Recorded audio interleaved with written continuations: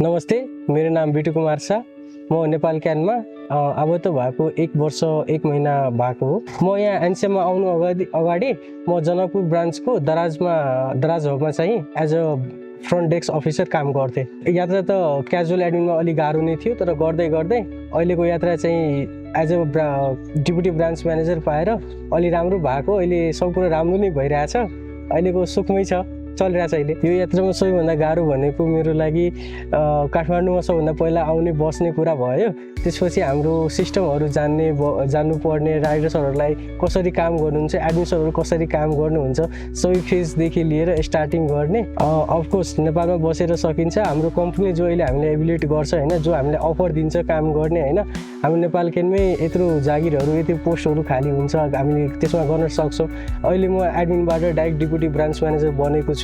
त्यो त्यहाँ सबैले चाहिँ एप्लाई गर्न सकिन्छ होइन। हजुरले हामीले मेहनत गऱ्यौँ भने हामीले गर्न सक्छौँ। हाम्रो स्टाफको लागि हाम्रो कम्पनी मोस्ट वेलकम गर्दैछन् होइन, अहिले पनि अनि खुला पनि छन् होइन। हाम्रो राइडर्सहरूको लागि पनि राम्रो अफरहरू कम्पनीले निकाल्नु भएको छ, राम्रै एबिलिटहरू दिनुभएको छ होइन। उहाँको लागि पनि राम्रो मौका छ। हाम्रो नेपाल क्यान जोइन गरेर अगाडि पनि बढ्न सकिन्छ। उहाँहरूले गर्दै भनेको चाहिँ सबै ठाउँमा मेहनत नै हो, मेहनतले नै अगाडि बढिन्छ।